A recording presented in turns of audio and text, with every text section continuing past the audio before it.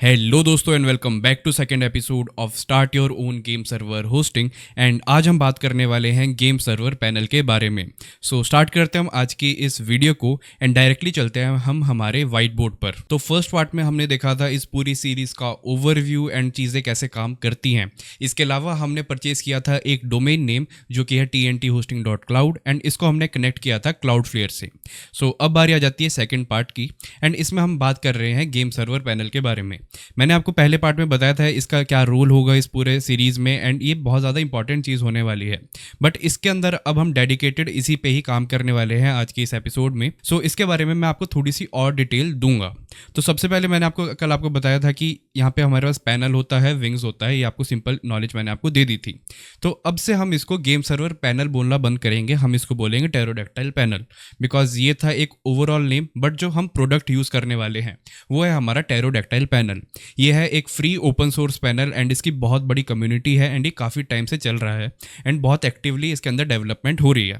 आपके पास काफ़ी सारे अलग अलग ऑप्शन आते हैं पैनल के लिए, बट अगेन आपको काफ़ी सारी चीज़ें भी देखनी पड़ेगी पैनल सेलेक्ट करने के लिए। सबसे पहला होना चाहिए आपकी कंपैटिबिलिटी, आपका जो बिलिंग पैनल है उससे कंपैटिबल होना चाहिए, as well as user friendly होना चाहिए। और थर्ड थिंग कि आपके जो गेम सर्वर्स है वो सारे गेम सर्वर्स या फिर ज़्यादातर चीज़ें इसको सपोर्ट करनी चाहिए। दो तीन चीज़ें हैं जो आपको चेक करनी पड़ेगी एंड जो टेरोडैक्टाइल पैनल है ये सारी चीज़ें पास कर रहा है तभी हम इसको यूज़ कर रहे हैं। एज वेल एज काफ़ी सारे बड़ी होस्टिंग कंपनी वाले भी इसी को यूज़ करते हैं। सबसे पहले अब मैं आपको थोड़ा सा अच्छे से समझा देता हूँ कि इसके कंपोनेंट्स क्या क्या हैं, जिससे आपको बहुत अच्छे से नॉलेज हो जाएगी इसके बारे में। अगेन मैंने आपको बताया था इसके पास होते हैं पैनल और विंग्स। अभी क्या होते हैं मैं आपको एक बार और अच्छे से समझा देता हूँ। सबसे पहले बारी आ जाती है आपके पैनल की। पैनल वन टाइम इंस्टॉल होगा, एक बार इंस्टॉल होगा, एक डोमेन नेम पे इंस्टॉल होगा, मतलब सब डोमेन पे इंस्टॉल होगा एंड इसको हम एक ही जगह से एक्सेस करने वाले हैं। पैनल क्या प्रोवाइड करता है आपको? वो आपको सबसे पहले प्रोवाइड करता है एक यूज़र इंटरफेस। यूज़र इंटरफेस मतलब आप जो स्क्रीन देख रहे हो ऐसी ही एक स्क्रीन प्रोवाइड करेगा। उसके अंदर आपको सारा डेटा दिखाएगा, मतलब आपका जो सर्वर है उसका आईपी दिखाएगा, उसका कंसोल दिखाएगा, उसका जो यूजेज है वो दिखाएगा, as well as file manager भी दिखाएगा। सारे इंटरफेस उसके अंदर क्या फाइल्स हैं उसको आप वहीं से एडिट भी कर सकते हो। ये सारा काम आपका जो पैनल है उसके लिए हेल्प करता है। एक टाइप से आपका पूरा कंट्रोल पैनल है। एंड जहाँ पे अब बारी आ जाती है विंग्स की। विंग्स आपका कंप्लीट बैकएंड है। विंग्स ही आपके कंटेनर्स क्रिएट करेगा। कंटेनर्स होते हैं आपके एक प्राइवेट बॉक्सेस जिसके अंदर आपके जो सर्वर है वो चल रहे हैं। आपका जो एक बॉक्स है उसके अंदर जो सर्वर चल रहा है वो दूसरे सर्वर को अफेक्ट नहीं करेगा। मतलब आपका अगर एक सर्वर खराब होता है, आप कोई भी मिस कॉन्फ़िगरेशन आप करते हो तो सेकंड सर्वर में कुछ इशू नहीं होने वाला है। तो आप कुछ ऐसे इसको समझ लो। एज वेल एज ये आपको हेल्प करेगा रिसोर्स एलोकेशन के लिए और फाइल मैनेजमेंट के लिए। फाइल मैनेजमेंट में कैसे? बिकॉज सारी फाइल्स इसी के अंदर स्टोर होने वाली है, बस आपका पैनल इनको शो करेगा। एज वेल एज आपको एडिट करने का ऑप्शन पैनल देगा, बट सारी फाइल्स रखेगा विंग्स ही एंड ये सबसे अलग रखेगा। मतलब अगर एक कंटेनर में फाइल्स है वो सेकंड कंटेनर वाले को नहीं दिखेगी। ये सारा काम करता है आपका विंग्स। आपको आई होप कंप्लीट आइडिया हो चुका होगा पैनल और विंग्स का। अब हम आगे चलते हैं कि अब हम करने क्या वाले हैं आज की इस वीडियो में। तो सबसे पहले हम परचेज करेंगे एक होस्टिंग, बिकॉज अगेन ये चीज़ कुछ हवा में नहीं चलने वाली। इसको एक फिजिकल जगह चाहिए जहाँ पे आप इंस्टॉल करोगे आपका पैनल्स एंड विंग्स। ये दोनों फिजिकल चीज़ें हैं तो आप इनको एक जगह पे इंस्टॉल करोगे एंड उसके बाद हम उसी के अंदर टेरोडैक्टाइल इंस्टॉल करेंगे। टेरोडैक्टाइल के अंदर ये दोनों चीज़ें हम इंस्टॉल कर लेंगे एंड उसके बाद हम इनको कनेक्ट करेंगे एक दूसरे से, बिकॉज अगेन ये दोनों इंडिपेंडेंट चीज़ें हैं, अलग अलग भी अच्छे से चलती हैं, इकट्ठे भी चलती हैं, बट हम इन दोनों को कनेक्ट करेंगे एंड उसके बाद हम एक सर्वर क्रिएट करके इन चीज़ों को टेस्ट करेंगे। आज का ये हमारा प्लान है। एंड इसके बाद हम एक और चीज़ देखते हैं कि हमने परचेज़ किया था एक डोमेन नेम। अब हम कुछ भी करेंगे, कुछ भी लेंगे, वो सब कुछ हमारे डोमेन नेम के अंडर चलेगा, बिकॉज अगेन ब्रांडिंग भी करनी है हमें हमारी। ये चीज़ों को हमें इससे कनेक्ट भी करना है। अब हम इधर डोमेन नेम को कैसे यूज़ करने वाले हैं हम वो थोड़ा सा देख लेते हैं। हमने डोमेन लिया था tnthosting.cloud। अब हम इसके अंदर एक सब डोमेन भी बना सकते हैं। अब सब डोमेन क्या होता है मैं आपको थोड़ा सा समझा देता हूँ। फॉर एग्जांपल आपको कोई भी डोमेन है, फॉर एग्जांपल xyz.com, ये आपका डोमेन नेम है। बट अगेन इसके अगर लेफ्ट साइड पे अगर आप चलोगे एंड वहाँ पे आप एक डॉट लगा दो एंड उससे पहले आप कुछ भी लिख दो, फॉर एग्जांपल पैनल। ये सब डोमेन है panel.xyz.com। एक आपका एक सब डोमेन बन गया एंड ऐसे ही आप काफ़ी सारे सब डोमेन्स क्रिएट कर सकते हो आपके एक डोमेन नेम की हेल्प से। आप सब डोमेन का भी एक ईमेल क्रिएट कर सकते हो एंड बहुत कुछ कर सकते हो एंड आप इसको एज एन इंडिपेंडेंट एक डोमेन नेम भी इसको एज ए यूज़ कर सकते हो। आपकी कंप्लीट मर्जी है यहाँ पे। सो आज हम यही करने वाले हैं। तो सबसे पहले हमारे पास दो चीज़ें होंगी, पैनल होगा एंड विंग्स होगा। पैनल का हम एक स्टैटिक नेम ही देंगे, मतलब जो हम चेंज नहीं करने वाले हैं। ओवरऑल इसका एक ही नेम होएगा बिकॉज अगेन ये कॉमन चीज़ है, तो इसको एक कॉमन नेम ही हम देंगे। सो आज हम पैनल का क्या नेम देने वाले हैं, वो होगा हमारा panel.tnt-hosting.cloud। ये हमारा पैनल का नेम होगा। इसको मैं इसके नीचे लिख देता हूँ इस कलर में। और जहाँ पे बात आ जाती है आपके विंग्स की, सो विंग्स के लिए हम आज एक ही मशीन ले रहे हैं, सो हम उस एक ही मशीन के अंदर विंग्स इंस्टॉल करेंगे। सो हम एक ही नेम यूज़ करेंगे आज के लिए। बट अगेन जब आप अपनी खुद की एक होस्टिंग कंपनी स्टार्ट करोगे, सो आपका एक मशीन से काम नहीं बनेगा, आपको काफ़ी सारी मशीन्स लेनी पड़ेगी। सो आप यहाँ पे मल्टीपल विंग्स का अलग अलग नेम दोगे, जिससे वो आप भी उसको एक यूनिकली आइडेंटिफाई कर पाओ उस डोमेन नेम की हेल्प से भी। सो इस विंग को हम एक क्या नेम दे सकते हैं, मैं आपको थोड़ा सा आइडिया दे देता हूँ। सो हम इसको नेम दे सकते हैं रीजन 1 डॉट आपका जो होस्टिंग कंपनी का नेम है वो। अब मैं क्या कह रहा हूँ थोड़ा सा समझा देता हूँ। सो आज के लिए हम सोचो सर्वर ले रहे हैं जर्मनी में। जर्मनी का शॉर्ट कोड क्या है, EU। यूरोप का शॉर्ट कोड है EU.1 या फिर EU-1.tnt-hosting.cloud। आप ये नेम दे सकते हो, बहुत सिंपल नेम है। सो ऐसे अगर आप एक लोकेशन पे काफ़ी सारी मशीन्स ले लेते हो, सो आप उसको नेम दे सकते हो EU1, EU2, EU3 ऐसे कर करके अलग अलग। फॉर एग्जांपल अगर आप इंडिया में लेते हो तो आप IN1 ले सकते हो, कुछ ऐसे आप नेम ले सकते हो। सो ऐसे नेमिंग आप कर सकते हो, आपकी पूरी क्रिएटिविटी। आपको क्या करना है, ये सीरियस नेम्स है, कुछ मतलब स्ट्रेट फॉरवर्ड नेम है। आपको कुछ क्रिएटिव नेम्स भी यूज़ करने हैं तो आप वो भी कर सकते हो, ये भी आपकी कंप्लीट मर्जी है। एज वेल एज अगर आपको अपने प्लान्स के हिसाब से इनका नाम रखना है कि एक प्लान एक मशीन में रहेंगे, तो आप उस हिसाब से भी नेम दे सकते हो। ये पूरी आपके पास इंडिपेंडेंस है। सो यहाँ पे मैं इसको नेम देने वाला हूँ आज के लिए EU1.tnt-hosting.cloud। सो आज हम ये करने वाले हैं। सो हमारा कुछ ओवरऑल आज का ये प्लान है कि हम एक मशीन लेंगे एंड उसको ये नेम देंगे एंड उसमें बाकी चीज़ें इंस्टॉल करेंगे। अब हम थोड़ा सा और आगे जाते हैं कि हम इस मशीन को डिवाइड कैसे करेंगे। बिकॉज अगेन आप एक मशीन के अंदर, मतलब जिसके अंदर विंग्स है उसके अंदर आप 100 सर्वर नहीं चला सकते हो, आपके पास लिमिटेशन है। बिकॉज आपके पास एक फिजिकल रिसोर्स है, सो आप इसको फिजिकली ही डिवाइड करोगे। आप वर्चुअलाइजेशन कर रहे हो, मैं मानता हूँ, बट अगेन उसके अंदर जो रिसोर्सेज है वो फिजिकली है एंड उस फिजिकल चीज़ को जो आप यूज़ करोगे वो भी एक तरह से फिजिकली ही यूज़ हो रहा है। मतलब अगर आपका एक माइनक्राफ्ट सर्वर है तो आपकी 2 GB रैम खा रहा है, तो वो 2 GB रैम ही खा रहा है, ये कोई वर्चुअल चीज़ नहीं है। सो वैसे ही हम इसको एक बार प्रैक्टिकली डिवाइड करके देख लेते हैं कि हम कैसे करने वाले हैं, जिससे आपको भी एक आइडिया हो जाएगा कि आप कैसे करोगे इन फ्यूचर, सो दैट आप कोई गलत स्टेप ना लो फ्यूचर में। एंड मैं आपको इस वीडियो में ऊपर से चीज़ें बता रहा हूँ बिकॉज अगेन जितना आप इन चीज़ों में इन डेप्थ जाओगे उतना ही आप देखोगे कि इसमें नई नई चीज़ें आप एक्सप्लोर कर रहे हो। सो मैं आपको थोड़ा सा एक आइडिया बता देता हूँ कि हम इस मशीन को, हम किसी एक मशीन को कैसे डिवाइड करेंगे। So for an example wings के लिए मैं एक मशीन परचेज कर लेता हूँ जो कि होगी अराउंड 8 कोर्स की। प्रोसेसर कौन सा चाहिए वो आपकी पूरी मर्जी है। 8 कोर की मशीन हो गई। उसके बाद अगली चीज़ जो हमें देखनी है वो है हमारी रैम। सो मैं आज के लिए ले लेता हूँ फॉर एग्जांपल 32 GB रैम। ये मैं अभी करने नहीं वाला, मैं ये चीज़ लूँगा नहीं, ये अगेन बहुत बड़ी मशीन हो जाएगी मेरे लिए एंड बहुत ज़्यादा महंगी भी होएगी, तो मैं छोटी मशीन लूँगा। बट मैं आपको एक एग्जाम्पल बता रहा हूँ। उसके बाद अगली चीज़ होगी हमारी स्टोरेज, जो आप स्टोरेज यूज़र को प्रोवाइड करोगे। सो स्टोरेज के लिए हम ले लेंगे फॉर एग्जांपल 100 GB। से 3 चीज़ें हमारे जो मेन चीज़ें हमने कंसीडर कर लिया। अगेन इसके बाद आपकी एक बैंडविड्थ भी आ जाती है, तो आप वो भी देख लेना कि कैसे है, as well as IO speed कितनी है, बाकी सारी चीज़ें आप देख लेना। बट कॉमन चीज़ जो है वो यही है आपकी 3। इसके बाद अब आप इसको डिवाइड कैसे करोगे। अगेन जो आपका एक सर्वर है, आप एक एक सर्वर को एक एक कोर दोगे। एक कोर का मतलब होता है आपकी 100% यूसेज। जैसे आप 2 कोर दोगे इसका मतलब उसकी यूसेज हो जा सकती है 200% तक, एंड ऐसे कर करके सो ऑन। बट सबसे बेसिक जो ज़्यादातर होस्टिंग कंपनी वाले देते हैं वह आपको एक ही कोर देते हैं, तो आप भी वही करने वाले हो।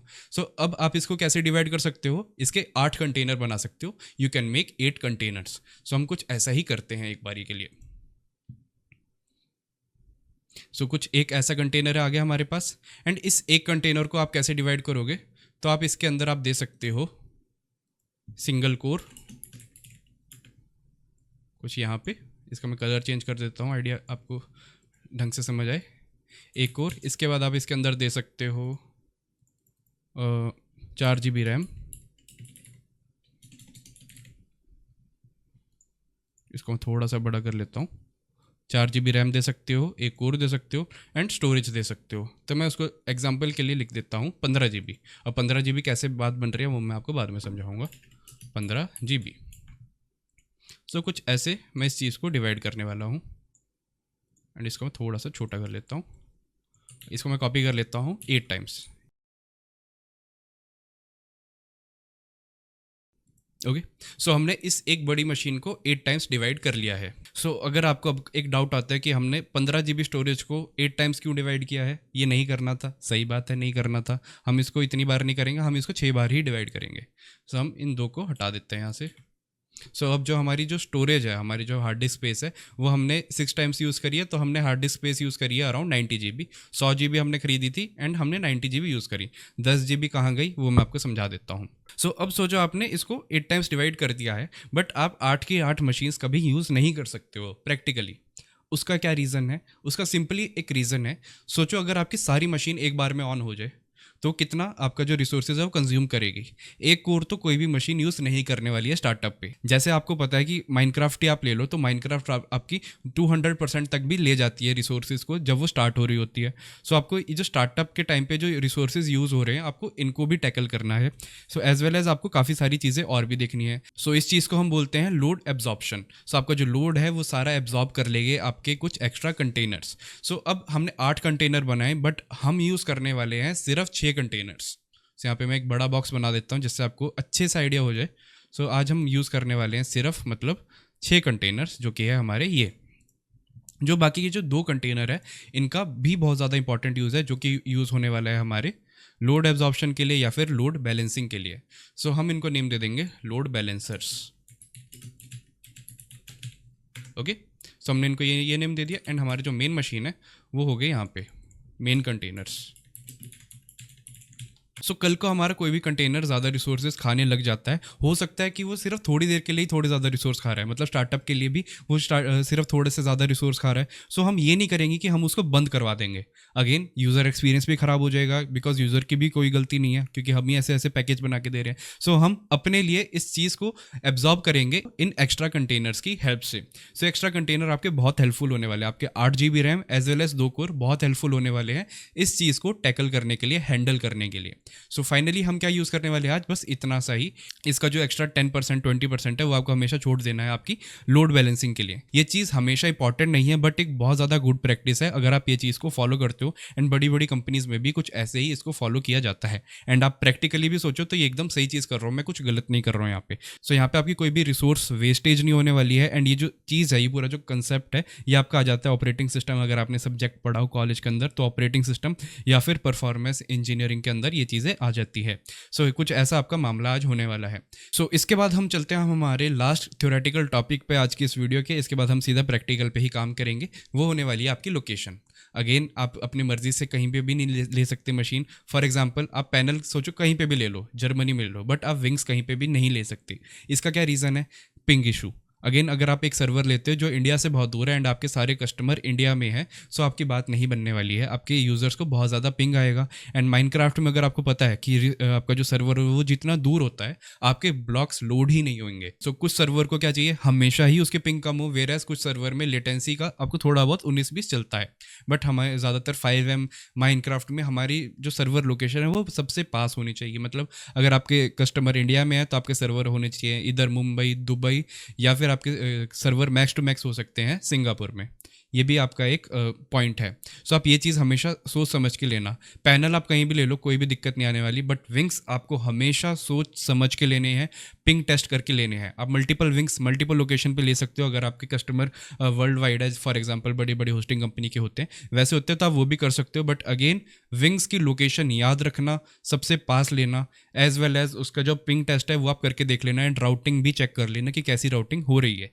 आपको बहुत कुछ टेस्ट करना है अपनी होस्टिंग कंपनी स्टार्ट करने से पहले, बिकॉज ये बच्चों का खेल नहीं है। बट अगेन ये कुछ ज़्यादा मुश्किल चीज़ भी नहीं है, कोई भी कर सकता है, बट उसको थोड़ा सा सोच समझ के करना पड़ेगा। सो सारा थ्योरेटिकल टॉपिक्स हमारे हो चुके हैं। एंड अब हम चलते हैं हमारे शॉपिंग वाले पार्ट पे, जहाँ पे हम परचेज करने वाले हैं हमारे लिए सर्वर्स, जिसके अंदर हम इंस्टॉल करेंगे अपने पैनल को। सो अब हम चलते हैं हमारे ब्राउज़र की स्क्रीन पर। तो अब बारी आ जाती है हमारे सर्वर परचेज करने की, जिसके अंदर हम सब कुछ अभी इंस्टॉल करने वाले हैं। सो हमारे पास अब काफ़ी सारी होस्टिंग कंपनीज़ है। जैसे मैंने आपको डोमेन दिलवाया, आपको मैंने सारे ऑप्शन बता दिए थे कि आपके पास क्या क्या ऑप्शन है। ऐसे ही सर्वर के लिए भी मैं आपको काफ़ी सारे ऑप्शंस बताने वाला हूँ। आपकी मर्जी है आपको इसको कहाँ से लेना है, आपको डिस्क्रिप्शन में सारे लिंक मिल जाएंगे। इसके अलावा भी अगर आपको कहीं से बाहर से लेना आप ले सकते हो, कोई भी ऐसा इशू नहीं है। तो सबसे पहले जो हमारी कंपनी आ जाती है वो है हेजनर। हेजनर आपको बहुत सस्ते में सर्वर्स प्रोवाइड करती है, ये तो बात है। एंड इनकी जो लोकेशन है वो रहने वाली है आपकी ज़्यादातर जर्मनी में ही। बाकी आप इनकी लोकेशंस देख सकते हो कि इनकी कहाँ कहाँ है, वो है USA, Germany and Finland, but mainly ये ऑपरेट करते हैं अपने जर्मनी से ही। सो इनकी जो अगर प्राइसिंग मैं आपको दिखाऊं तो आपको प्राइजेस में आपको यहाँ पे ऊपर आना है, सबसे पहले डेडिकेटेड में जाना है एंड इसके बाद आपको आ जाना है सर्वर ऑक्शन में। ऑक्शन में आपको सस्ते सर्वर्स मिल सकते हैं बहुत ईजीली एंड यहाँ पे आप सारे सर्वर दे सकते हो कि आपको कैसा सर्वर चाहिए, आपको सारे ऑप्शन यहाँ पे मिल जाएंगे। सो मिनिमम इनका जो स्टार्टिंग प्राइस है वो अभी 37-38 यूरोस के आसपास है। उसके अंदर आपको E3 प्रोसेसर मिल जाता है, 32 GB रैम मिल जाती है एंड ये सब आपको मिल जाता है। अगेन प्रोसेसर है वो आप गूगल वगैरह भी करके देख लो कि कैसा प्रोसेसर है एंड कैसे ये वर्क करता है। सो ये सारा आपके पास ऑप्शन है। Xeon प्रोसेसर भी है जो सर्वर के लिए आता है and Intel processor, Intel i7 series में भी आपके पास यहाँ पे ऑप्शंस आ जाते हैं जो है 6 जनरेशन 7 जनरेशन के। सो आपके पास कंप्लीट मर्जी है यहाँ से लेने की। सबसे सस्ते में अगर लें तो आप यहाँ से ले सकते हो, सबसे पहला ऑप्शन। अब हम चलते हैं आगे अगली होस्टिंग पे जो कि आपकी जी कोर। अब जी कोर के जो सर्वर्स है वो ऑल ओवर द वर्ल्ड है, मतलब आपको यहाँ पे मुंबई में भी सर्वर मिलते हैं, दुबई में भी मिलते हैं, ऑल ओवर द वर्ल्ड आपको जहाँ पे सर्वर मिल सकते हैं, जहाँ पे डेटा सेंटर हो सकते हैं इनके, इन्होंने ट्राई किया है वहाँ पे आपको प्रोवाइड करवाने का। सो आपको इनकी भी प्राइसिंग मिल जाएगी, इसका भी लिंक मैं आपको डिस्क्रिप्शन में दे दूंगा। सो आप देख सकते हो कि इनकी प्राइसिंग कैसे कैसे आपको मिलती है। एक चीज़ और याद रखना कि आपका जो पैनल है वो एक VPS के अंदर इंस्टॉल हो सकता है, मतलब एक वर्चुअलाइज मशीन के अंदर आपका जो पैनल है वो इंस्टॉल हो सकता है, बट आपके जो विंग्स है जिसके अंदर अभी आप सारे कंटेनर्स बनाने वाले हो, याद रखना आप अपने होस्टिंग प्रोवाइडर से एक बार पूछ लो कि ये चीज़ वो अलाउ करते हैं कि नहीं, मतलब वर्चुअलाइजेशन के अंदर वर्चुअलाइजेशन पॉसिबल है कि नहीं उनकी होस्टिंग में। सो आप एक बार ये पता कर लेना बाकी सारी होस्टिंग का। हम जो आज होस्टिंग यूज़ करने वाले हैं वो मैं आपको बता दूंगा कि किसके अंदर क्या क्या कुछ होता है, बट अगर आप बाकी सारी अलग अलग होस्टिंग ट्राई कर रहे हो तो आप एक बार ही पूछ लेना याद से, वरना आपके पैसे वेस्ट हो जाएंगे। एंड मेरे को मत बोलना कि मैंने आपके पैसे उड़वा दिए, मेरा काम था बताने का, मैंने आपको बता दिया। सो यहाँ पे ये ऑप्शन देते हैं Intel Xeon Ice Lake 3rd generation का। एंड अगेन जो इनकी जो प्राइसिंग है वो कुछ आपको यहाँ पे मिलती है एंड ये 36 मंथ के लिए भी आपको मिल जाएंगे, 12 मंथ के लिए भी मिल जाएंगे। एंड ये जो सर्वर है काफ़ी महंगे होते हैं, ये तो मैं आपको बात कह रहा हूँ, आपको सस्ते में कुछ नहीं मिलने वाला। एंड आप अगर सोचो कि आप फ्री में सर्वर बांट दोगे तो नहीं हो सकता, आपका भी खर्चा लगेगा एंड आपको पैसे भी मिलेंगे, आपको ये सारी चीज़ें भी देखनी है। एंड आपके पास अगेन 1 साल का रनिंग कॉस्ट होना चाहिए अगर आप ऐसा कुछ कर रहे हो। ये नहीं कि आपको 1 महीने में प्रॉफिट मिल जाएगा, ऐसा कभी भी पॉसिबल नहीं है। सो आप वो चीज़ भी याद से देख लेना। सेकंड वाली जो होस्टिंग थी ये आपके पास आ जाती है जी कोर। अगेन इनके सर्वर काफ़ी सारे हैं, इनका जो रेट है वो भी बहुत ज़्यादा है, ये मैं मानता हूँ। एंड ये मंथली रेट है आपका, ईयरली रेट नहीं है। अब हम चलते हैं आगे जो कि आपका कॉन्टैबो। एंड ये भी अच्छी होस्टिंग कंपनी है एंड ये अच्छे अच्छे सर्वर प्रोवाइड करती है। मेरे फ्रेंड्स ने भी काफ़ी सारे लोगों ने इसको परचेज़ किया है, मैं यहीं से सर्वर परचेज़ किए हैं। एंड अगेन इनका जो मुंबई में सर्वर है वो भी आपको मिलता है। ये आपको सामने ही लेटेंसी दिखा रहे हैं, बिकॉज लेटेंसी बहुत मेजर फैक्टर है आपकी होस्टिंग कंपनी का। सो इसके अंदर भी मैं आपको दिखा देता हूँ कि काफ़ी सारे ऑप्शंस आपको मिलते हैं। ये ज़्यादातर AMD प्रोसेसर आपको दे रहे हैं, बाकी अगर इंटेल वाले होंगे तो आप वो भी इधर से देख सकते हो, इनका भी लिंक आपको डिस्क्रिप्शन में मिल जाएगा। एंड जहाँ तक बारी आ जाती है इनके प्राइस की, वो प्राइस भी आपको कुछ यहाँ पे दिख जाते हैं। जो इसका एशिया सर्वर है उसकी जो कॉस्ट है वो आपको कुछ एक्स्ट्रा देनी पड़ेगी। अगेन ये भी एक कैच है, होस्टिंग कंपनीज वाले इसको भी रखते हैं, बिकॉज अगेन इंडिया में सर्वर रनिंग कॉस्ट कम नहीं है, वो बहुत ज़्यादा है। सो इसकी जो 1 मंथ की कॉस्ट आपकी वो आने वाली है कुछ अराउंड $90 के आसपास। ये क्लाउड VSD है, तो आप देख सकते हो कि क्या क्या है। एंड इसके अंदर अगेन आपको काफ़ी सारी इमेज मिल जाती है, बट हम यूज़ करेंगे यहाँ पे उबंटू ही। वो आप देख लेना आगे कि आपको क्या चीज़ परचेज़ करनी है। एंड ये पूरी वीडियो देखने के बाद ही अगर आप कुछ परचेज़ करो तो आप परचेज़ करना। सो अब हम चलते हैं हमारी अगली होस्टिंग पे एंड हमारी फाइनल होस्टिंग। अगेन मैंने ज़्यादा होस्टिंग आपको यहाँ पे सजेस्ट नहीं करी, बिकॉज अगेन आपकी मर्जी है आपको कहाँ से परचेज़ करना है, आपको खुद से भी थोड़ी बहुत रिसर्च करनी पड़ेगी। बट हम यूज़ करने वाले हैं यहाँ पे ज़ैप होस्टिंग, बिकॉज अगेन मैं इसको काफ़ी टाइम से यूज़ कर रहा हूँ, मैं अराउंड 2020 से यूज़ कर रहा हूँ, 4 साल हो गए, मेरे को अच्छी सर्विसेज यहाँ पे मिल रही हैं। सो मैं ये यूज़ कर रहा हूँ। एंड यहाँ पे मैं आपको दिखाने वाला हूँ कि हम क्या परचेज़ करेंगे एंड उसके बाद हम यहीं से परचेज़ करेंगे हमें जो कुछ भी करना है। सो सबसे पहले अब आप आ जाओ यहाँ पे vRoot सर्वर पे। अगेन आपके पास यहाँ पे 2 ऑप्शन है, या तो आप परचेज़ कर सकते हो रूट सर्वर। रूट सर्वर के अंदर आप वर्चुअलाइजेशन कर सकते हो, मतलब इसके अंदर आप अपने पैनल्स और विंग्स इकट्ठे चला सकते हो। अगर आपको सिर्फ पैनल चलाने के लिए मशीन चाहिए तो आप ले सकते हो इनका VPS, सस्ता आ जाता है एज वेल एज अच्छा है। अगर आपको सस्ते में सिर्फ पैनल चलाना है तो आप यहाँ पे चला सकते हो। दोनों चीज़ें चलानी है या फिर विंग्स चलाने तो आप ले सकते हो रूट सर्वर, ठीक है। इसके बाद जो सबसे हैवी ऑप्शन है वो आ जाता है आपका डेडिकेटेड सर्वर। एंड सबसे अच्छी बात इस होस्टिंग कंपनी की क्या है, आप यहाँ पे ले सकते हो लाइफ टाइम सर्वर्स। मतलब आपने एक बार पैसे दिए एंड आप उस प्रोडक्ट को लाइफ टाइम यूज़ कर सकते हो, कि जब तक आप हो एंड ज़ैप होस्टिंग है तब तक आप उसको यूज़ कर सकते हो। इसका एक कैच है, आप बोलोगे कि हाँ ऐसा कुछ पॉसिबल ही नहीं हो सकता प्रैक्टिकली, इसका एक कैच भी है। वो है आपको बस उस सर्वर को हर 3 महीने में रीस्टार्ट करना है इनके पैनल से आके, सो दैट कि इनको समझ आ जाए कि आप एक्टिव हो एंड आप इनएक्टिव नहीं होगी। बिकॉज अगेन इनके भी रिसोर्स वेस्टेज हो जाएगी कि अगर आप एक बार लेके चले गए कहीं पे, सो आपको ऑप्शन मिल जाते हैं लाइफ टाइम के भी। तो वो मैं आपको आगे बता दूंगा कि आपको कैसे कैसे लाइफ टाइम सर्वर्स के जो प्राइस है वो आपको मिलने वाले हैं। बहुत अच्छा ऑप्शन अगर आप एक अपनी होस्टिंग कंपनी स्टार्ट कर रहे हो, इनके सारे प्रोडक्ट पे आपको एक लाइफ टाइम सर्वर का ऑप्शन मिल जाता है। तो अब बारी आ जाती है इनके सर्वर लोकेशन की।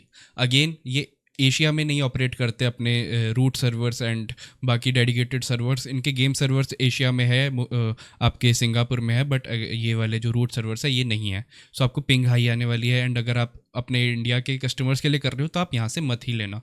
विंग्स वगैरह के लिए लेना हो तो आप ले सकते हो, या फिर अगर आपको चलेगा हाई पिंग आए कोई दिक्कत नहीं तो आपको लेना हो आप यहाँ से ले सकते हो। ऑप्शंस यहाँ पे आपको मिल जाते हैं जर्मनी में, फिनलैंड में एंड यूएस में, 3 जगह पे है। पिंग चेक आप कर सकते हो कि आपको कितनी पिंग आ रही है। मेरे को 143 आ रही है बिकॉज मैं अभी यूज़ कर रहा हूँ एयर फाइबर पे ज़्यादा ही आती है, वरना मेरे को कुछ काफ़ी कम आ सकती है, अराउंड 100 ms के आसपास। अब हम थोड़ा और नीचे चलते हैं, तो अब हम ऑप्शन देख लेते हैं यहाँ पे सर्वर का।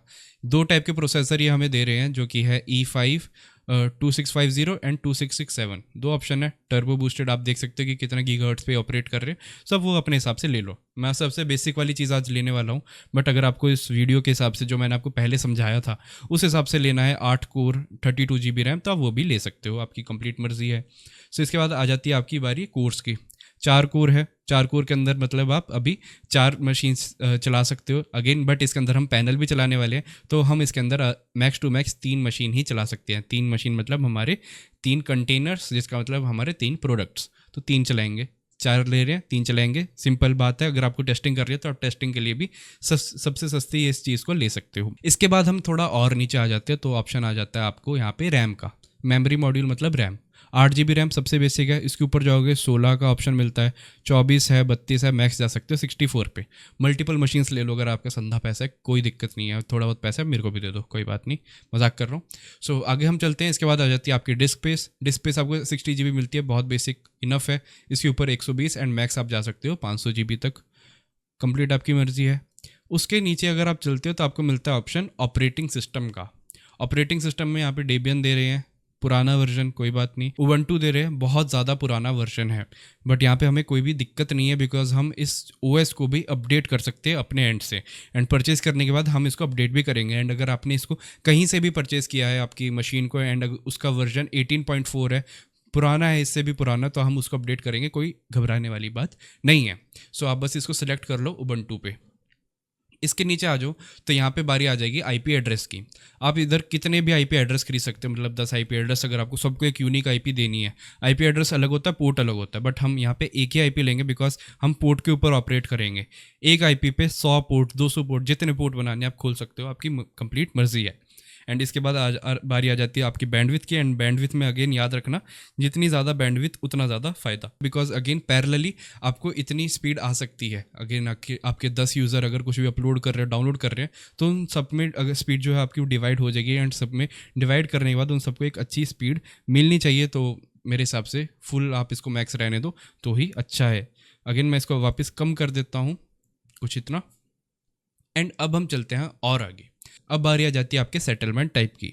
यहाँ पे आपको 2 ऑप्शन मिलते हैं, प्रीपेड, पोस्टपेड। अगेन पोस्टपेड नहीं है, कॉन्ट्रैक्ट का, दोनों का मतलब है पहले ही पैसे देने हैं, बट कॉन्ट्रैक्ट में क्या होगा, आपको अगले महीने का बिल पहले ही आ जाएगा। वेरेस प्रीपेड में आपका 1 महीना यूज़ हो गया, उसके बाद आपकी मशीन बंद कर देंगे। कॉन्ट्रैक्ट में आपके ऊपर बिल पे बिल चढ़ाते रहेंगे जब तक आप इसके पैसे नहीं देते, आप इसको मैनुअली कैंसिल नहीं करते। सो अगर आपको याद है आपको इसको कैंसिल करना है तो आप कॉन्ट्रैक्ट ले लो, वरना प्रीपेड भी एक अच्छा ऑप्शन आपके लिए रहेगा। तो यहाँ पे मैं इसको प्रीपेड लेने वाला हूँ बिकॉज मेरे को नहीं याद रहता मेरे को सर्वर कब डिलीट करवाना है, क्या करना है। अगली चीज़ आ जाती है आपका बिलिंग इंटरवल।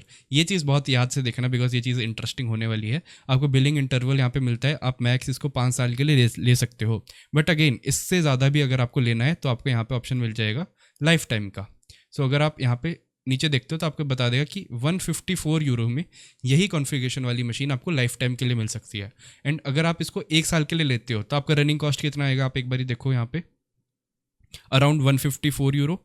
एंड आप लाइफ टाइम ले रहे हो तो भी आपका 154 यूरो। सो मैं आपको रिकमेंड करूँगा कि आप इसको अगर लाइफ टाइम ले सकते हो तो बहुत ज़्यादा बेटर है आपके लिए, क्योंकि लाइफ टाइम में एक बार खर्चा कर दिया उसके बाद आपको कोई भी टेंशन लेने की ज़रूरत नहीं है। सो यहाँ पे मैं वापस आ जाता हूँ 1 महीने पे।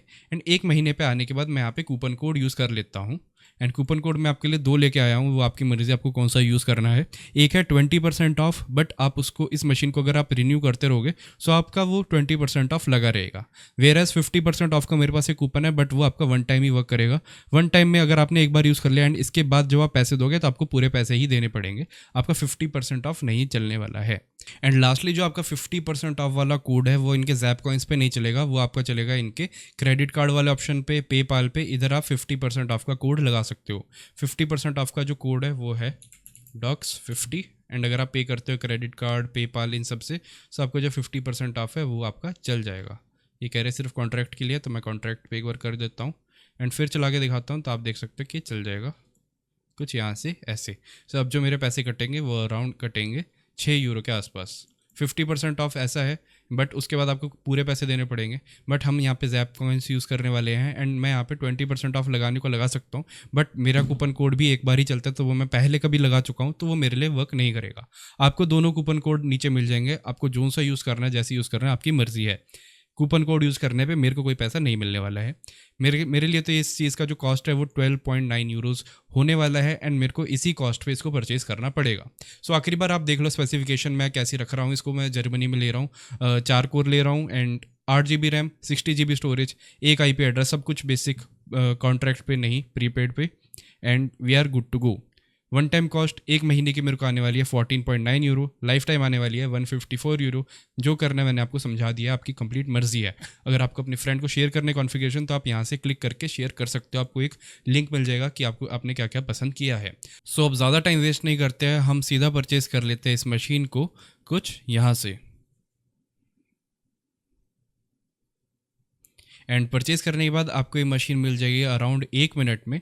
एंड इसके बाद आपको मिलेगा एक 50% ऑफ का डिस्काउंट कोड जो वैलिड रहने वाला है अराउंड 20 से 30 घंटे के आसपास। आपको यहाँ पे 20 घंटे दिखा रहे हैं, बट ये थोड़ा एक्स्ट्रा ही रहता है। सो यहाँ पे मेरे लिए जो मशीन है वो रेडी हो जाएगी। एंड जैसे ही मशीन रेडी हो जाएगी आपको आपके मेल पे एक ईमेल आ जाएगा कि आपकी मशीन रेडी हो चुकी है, आप इसको यूज़ कर लो। सो मैं आपसे मिलता हूँ अराउंड 1 से 2 मिनट के बाद, जैसे ये मशीन मेरे को मिल जाती है तब। सो अब यहाँ पे मेरे को मेरी मशीन मिल चुकी है एंड आपकी स्क्रीन पे दिख रही होगी, मेरे को एक ये IP एड्रेस मिला है, एज वेल एज मेरे को एक होस्ट नेम भी मिला है। ये होस्ट नेम की हेल्प से भी मैं इसको कनेक्ट कर सकता हूँ एंड सारे ऑपरेशन कर सकता हूँ जो हम हमारे डोमेन नेम की हेल्प से करने वाले हैं। बट अगेन यहाँ पे इनकी खुद की ब्रांडिंग है, तो हमें ये यूज़ नहीं करना, हमें अपनी ब्रांडिंग लगानी है यहाँ पे। सो अब बारी आ जाती है इससे कनेक्ट करने की।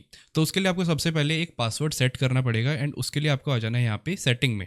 सेटिंग में आने के बाद आपको यहाँ पे नीचे आना है एंड यहाँ पे जो रूट पासवर्ड का ऑप्शन दिख रहा है आपको, यहाँ पे आपको एक पासवर्ड सेट करना है आपके मशीन का।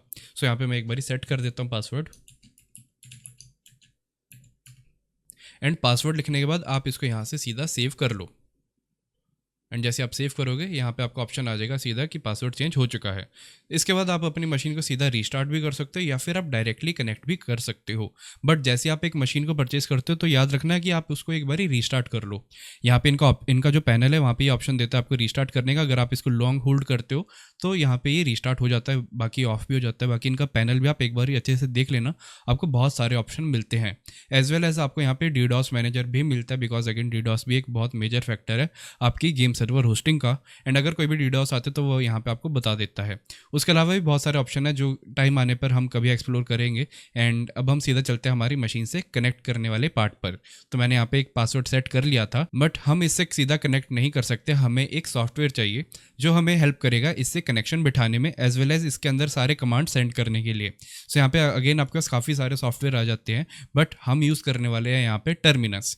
ये बिल्कुल फ्री सॉफ्टवेयर है एंड इसका भी लिंक आपको डिस्क्रिप्शन में मिल जाएगा। आपको इसको सिंपली डाउनलोड कर लेना है एंड उसके अंदर एक अकाउंट बनाना है। उसके बाद आपको इसमें बस लॉगिन करना है एंड आपको कुछ एक ऐसा इंटरफेस देखने को मिलेगा। मेरे पास भी यहाँ पे फ्री अकाउंट है, मैंने पेड अकाउंट नहीं चूज़ किया है। पेड अकाउंट में हमें कुछ एक्स्ट्रा फीचर्स मिल जाते हैं बट हमें वो सब नहीं चाहिए। सो अब हम कनेक्ट करते हैं हमारी मशीन से। सो उसके लिए आपको क्या करना है, आपको आ जाना है यहाँ पे न्यू होस्ट पे एंड उसके बाद आपको यहाँ पे कुछ डिटेल्स सबमिट करनी है। सो वो सारी जो डिटेल्स है वो मैं यहाँ पे दे देता हूँ। सो डिटेल्स मेरे को मिल जाएगी कुछ यहाँ पे ही। तो सबसे पहले आ जाती है हमारी आईपी एड्रेस, उसको मैं यहाँ से करता हूँ कॉपी, इधर मैं कर देता हूँ पेस्ट। उसके बाद आपको आ जाना है नीचे अराउंड यहाँ पे जो कि क्रेडेंशियल्स, जो आपका यूज़र नेम है वो रहने वाला है रूट एंड जो पासवर्ड है वो आपने जो सेट किया था वो आप यहाँ पे डाल दो। पासवर्ड एंटर करने के बाद आप यहाँ पे क्लिक कर सकते हो सीधा कनेक्ट पर एंड ये डायरेक्टली कनेक्ट कर लेगा आपकी मशीन से। आप यहाँ पे कर सकते हो ऐड एंड कंटिन्यू एंड ये उसके बाद नॉर्मली ऑपरेट करने लग जाएगा। एंड अब हम आ चुके हैं हमारी मशीन के अंदर। आपको दिखेगा इसका कंप्लीट यूज़र इंटरफेस, आपको यहाँ पे इसका ओएस वर्जन भी दिखेगा एंड बाकी सारी नॉर्मल डिटेल्स भी दिखेगी, इसकी जो आईपी एड्रेस है वो एंड आपको कितनी जीबी स्टोरेज मिली है वो सब, मेमोरी यूजेज, आपको सब कुछ यहाँ पे दिखेगा। एंड अब हम यहीं पे कमांड एंटर करेंगे जिसके हेल्प से हम इसके अंदर टेरोडैक्टाइल पैनल भी इंस्टॉल करेंगे एंड बाकी सारी चीज़ें करेंगे। सो अब स्टेप बाय स्टेप चलते हैं। याद करो मैंने आपको एक चीज़ बताई थी कि हमें इसको अपडेट करना पड़ेगा बिकॉज हमारा जो टेरोडैक्टाइल पैनल है वो इसको सपोर्ट नहीं करता, ये काफ़ी ज़्यादा पुराना वर्जन है। हमें इसके अंदर इंस्टॉल करना है अराउंड 20.4 या फिर उसके ऊपर का वर्जन। अगर आप ये वीडियो काफ़ी टाइम बाद देख रहे हो, फॉर एग्जांपल 2025 में, तो आपको थोड़ा और लेटेस्ट वर्जन इंस्टॉल करना पड़ेगा बट आई होप तब तक ये लोग लेटेस्ट वर्जन आपको देने लग जाएंगे। सो इसको अपडेट करने के लिए आपको सबसे पहले आ जाना है डिस्क्रिप्शन में दी हुई वेबसाइट पर एंड वेबसाइट में आने के बाद आपको बस नीचे स्क्रॉल करना है एंड यहाँ पे आपको कुछ कमांड ही यूज़ करने हैं जिसके बाद आपका जो ओएस है वो आपका यहाँ पे अपडेट हो जाएगा। तो सारे जो कमांड्स है वो हम यहाँ पे यूज़ करते हैं। तो सबसे पहले आ जाता है आपका apt अपडेट। सूडो का मतलब है रन एज एडमिन। तो अगर आप इसको यूज़ नहीं करते, आप सीधा एक रूट यूज़र में हो जिसका मतलब है आप एक एडमिन यूज़र में, तो आपको सूडो यूज़ करने की ज़रूरत नहीं है। आप सीधा यहाँ पे apt अपडेट भी यूज़ कर सकते हो एंड मैं ऐसे ही कुछ इसको करने वाला हूँ। तो सबसे पहला जो हमारा कमांड है जिसकी हेल्प से आपके जो सारे पैकेज अपडेट होंगे हम इसको यूज़ करने वाले हैं एंड इसको यूज़ करने के लिए आपको आ जाना है यहाँ पे एंड यहाँ पे आपको सबसे पहले लिखना है apt अपडेट एंड ये लिखते ही अपने आप सर्च करेगा अपनी डायरेक्टरी में एंड वहाँ से अपडेट लेके आ जाएगा आपके लिए। सो यहाँ पे ये कह रहा है कि सारे पैकेज अप टू डेट हैं। सो आपको अपग्रेड कमांड यूज़ करने की ज़रूरत नहीं है, जो कि आपको अगर आप वापस यहाँ पे आते हो जो apt अपग्रेड है आपको ये यूज़ करने की ज़रूरत नहीं है। बट अगर ये बोलता है यहाँ पे कि हाँ कुछ वर्जन्स अवेलेबल हैं तो उसके बाद आप इस कमांड को यूज़ कर सकते हो। मैं आपको एक बारी फिर भी करके दिखा देता हूँ जो कि है apt अपग्रेड। तो अगर आप एक यूज़ करते हो तो आप देख लो यहाँ पे 0 अपग्रेडेड, 0 न्यूली इंस्टॉल्ड एंड सब कुछ 0 है। मैंने इसको थोड़ा सा यहाँ पे जूम कर लिया अगर आपको यहाँ पे सब कुछ साफ साफ ना दिखे। सो कुछ आप यहाँ पे देख सकते हैं कि 0 अपग्रेडेड। अब हम चलते हैं हमारे अगले कमांड पे। तो आपको आ जाना है वापस ब्राउज़र पे एंड आपको अगर कोई भी एरर आए जो आपको बोलेगा कि ब्रोकन पैकेजेस है कुछ भी है, तो आपको ये कमांड यूज़ करना है। ये कमांड आपके तभी हेल्पफुल होएगा जब इस कमांड में आपको कोई भी इशू आएगा तब। बट अगेन हमें ये जो दोनों कमांड की यहाँ पे ज़रूरत नहीं पड़ी बिकॉज दोनों पैकेज हमारे अप टू डेट थे। तो अब हम नीचे आ जाएंगे आगे जो कि है यहाँ पे रिबूट कमांड। अगेन अगर आप कुछ भी अपडेट करोगे अपग्रेड करोगे तो आपको इस रिबूट कमांड को यूज़ करना है। But again for an instance ये जो ओएस है इसने मेरे को बोल दिया था कि आप एक बारी रीस्टार्ट कर लो। रीस्टार्ट रिबूट एक ही चीज़ है, तो मैं इसको एक बारी रिबूट कर देता हूँ। सो अभी मशीन जो है वो रीस्टार्ट हो जाएगी एंड थोड़ा सा टाइम लगेगी वापस कनेक्ट करने के लिए। ये ऑटोमेटिक कनेक्ट करने का ट्राई करेगा बट अगर इससे ना हो तो आप मैनुअली भी वापस कनेक्ट कर सकते हो। तो इसने यहाँ पे मेरे को एरर दिखा दी एंड ये अपने आप दोबारा कनेक्ट करने लग गया एंड ये ऐसे करता रहेगा जब तक ये कनेक्ट ना हो जाए। सो आप देख सकते हो अराउंड 1 मिनट के अंदर अंदर मेरी मशीन वापस से कनेक्ट हो गई, रीस्टार्ट होगी, बढ़िया से चल रही है। सो अब हम आ जाते हैं हमारे अगले कमांड पर जो कि होगा इस मशीन को अपग्रेड करने के लिए। अब अपग्रेड का मतलब आप एक बार मैं आपको विंडोज़ के एग्जांपल से बता देता हूँ। अगर हमारे पास विंडोज़ 10 है तो हम उसको अपग्रेड करेंगे विंडोज़ 11 पे, बट ये मशीन मेरे हिसाब से अराउंड विंडोज़ 7 पे है। सो हम इसको कैसे करेंगे अपडेट, पहले विंडोज़ 7 से इसको 8 पे लेके आएंगे, 8 से 10 पे लेके आएंगे एंड 10 से हम इसको 11 पे लेके आएंगे। लिनक्स के अंदर अपडेट्स ऐसे वर्क करते हैं बिकॉज हर एक वर्जन को पता है उसका अगला अपडेट कौन सा है, बट उसको ये नहीं पता कि लास्ट अपडेट कौन सा है। अगर आपको कोई भी डायरेक्ट मेथड मिलता है तो आप वो भी यूज़ कर सकते हो, बट हम ऐसे ही करने वाले हैं। सो उस कमांड के लिए हमारे पास आ जाता है अपडेट का जो कमांड है वो है ये डू रिलीज अपग्रेड एंड इसको मैं करता हूँ यहाँ से कॉपी एंड इधर पेस्ट करने के लिए आपको बस राइट क्लिक दबाना है। राइट क्लिक दबाते ही पेस्ट हो जाएगा एंड आप इसको एंटर प्रेस कर दो एंड अब स्टार्ट हो जाएगा आपका कंप्लीट अपग्रेड का प्रोसेस। आपका जो ओएस है वो अपडेट होने लग जाएगा एंड इसके अंदर आपसे काफ़ी सारी चीज़ें पूछेगा। आपको बस सब कुछ येस करना है, ओके करना है। आपको जो जहाँ दिखता है येस नो ओके आपको बस येस करना है। तो यहाँ पे पूछ रहा है वाई और एन, वाई प्रेस करना है एंड ये ऐसे अपग्रेड होने लग जाएगा। सो यहाँ पे वापस मेरे को बोल रहा है एंटर प्रेस करो, तो मैंने कर दिया एंड अब आपको 15 से 20 मिनट लग जाएगा ये सारा प्रोसेस होने में। सो आपको बस आराम से सब कुछ प्रेस करना है एंड आपका काम हो जाएगा।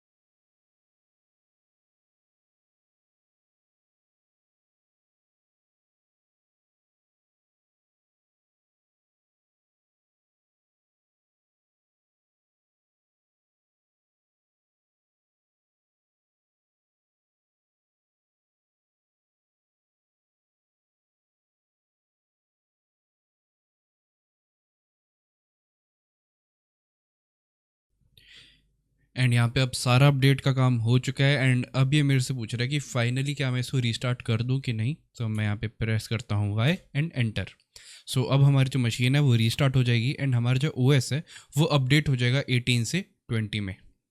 एंड ऐसे ग्रेजुअली आप इसको अपडेट कर सकते हो। अभी के लिए चल रहा है 24, बट हम अभी वहाँ तक नहीं जाएंगे बिकॉज अभी कोई ज़रूरत नहीं है। अगर टेराडेक्टाइल पैनल की नीड्स इंक्रीज़ होती है कि अगर उसको लेटेस्ट वर्जन चाहिए तो उसके लिए आप अपडेट कर सकते हो। एंड मैं आपको ये दिखा देता हूँ कि आपको इसका जो वर्जन है वो कहाँ से चेक करना है कि आपको कौन सा वर्जन चाहिए। सो उसके लिए आपको आ जाना है वापस ब्राउज़र में एंड आपको आ जाना है इस पेज पे। इसका भी लिंक आपको डिस्क्रिप्शन पे मिल जाएगा। सो आपको यहाँ पे आप नीचे आके देखना है कि अभी कौन सा ऑपरेटिंग सिस्टम इसके लिए वैलिड है। जो वैलिड होगा वो यहाँ पे ग्रीन होगा। सो इसके लिए अभी आप देख सकते हैं कि 20.4 सपोर्टेड है। अगर ये सपोर्टेड नहीं हो तो आप यहाँ से ऐसे कुछ रेड डॉट आ जाएगी।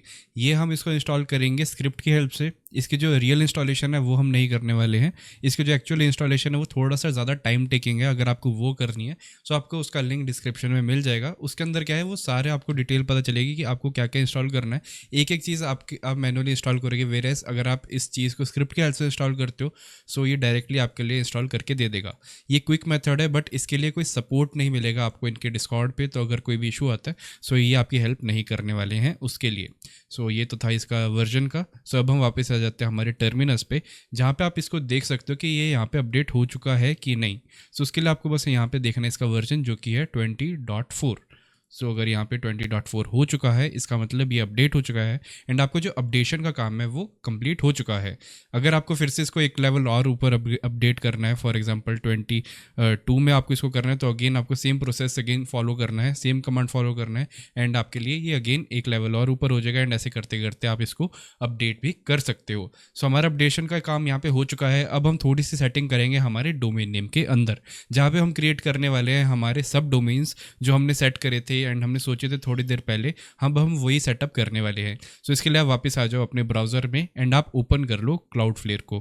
क्लाउडफ्लेयर में आने के बाद आपको आ जाना है इधर वेबसाइट्स पर एंड वेबसाइट्स पर आने के बाद आपको आ जाना है आपके जो डोमेन नेम है उस पर। उसके अंदर अभी कुछ नहीं होगा एंड अगर आप इसको कभी ओपन करने का ट्राई करोगे सो आपके लिए दो चांसेस है कि आपके लिए एक ब्लैंक पेज ओपन होगा या फिर आपके लिए कुछ भी ओपन नहीं होगा। दोनों आपके लिए मर्जी है क्योंकि अगर आपने इधर डीएनएस में कुछ सेटअप कर रखा है तभी ओपन होगा वरना नहीं होगा। सो अब हम डीएनएस में सबसे पहले जितनी भी एंट्रीज है इसको इस सबको हम डिलीट कर लेंगे। इसको डिलीट करने के लिए आपको आना है यहाँ पे एडिट पर एंड आपको इसको ऐसे डिलीट कर लेना है। आपको मैनुअली ये सब डिलीट करना पड़ेगा कि अगर आपने कुछ यहाँ पे ऐड कर रखा है तो। अगर यहाँ पे आपके लिए कुछ भी नहीं है तो आप ये चीज़ ना करो तो बेटर है बिकॉज कुछ नहीं करोगे क्योंकि हमें बस यहाँ से इसको सब कुछ रिमूव ही करना है। तो मैं एक बार ये सब कुछ रिमूव कर लेता हूँ।